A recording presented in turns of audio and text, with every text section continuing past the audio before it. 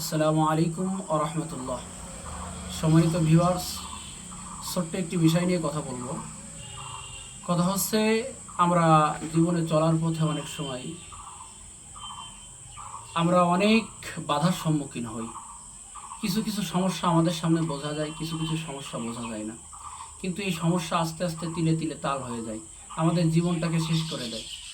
যেমন আল্লাহ পাক রব্বুল আলামিন বলতেছেন যে শয়তান সূরাতুল ইয়াসিনের মধ্যে, আদুউম মুবিন, শয়তান তোমাদের প্রকাশ্য শত্রু।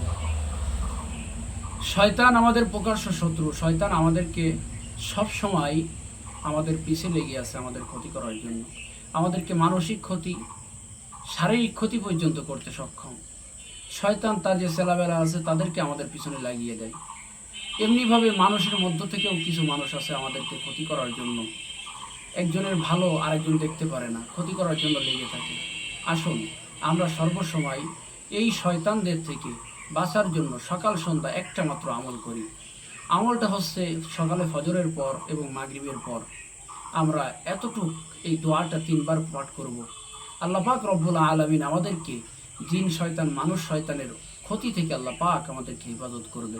দোয়াটা হচ্ছে, বিসমিল্লাহিল্লাযী লা ইয়াদুররু মা ইসমিহি শাইউন ফিল আরদি ওয়ালা ফিস সামাই ওয়া হুয়াস সামিউল আলিম। আর যদি আপনারা কেউ জিনের ক্ষতি, জাদুর ক্ষতির মধ্যে পড়ে যান, ইনশাআল্লাহ স্ক্রিনে দেওয়া নাম্বারে যোগাযোগ করবেন। আল্লাহ পাকের রহমতে যে কোনো সময়, ঘুমের টাইম বাদে, ইনশাআল্লাহ যে কোনো সময় সমস্যার সমাধান পাবেন ইনশাআল্লাহ। আশা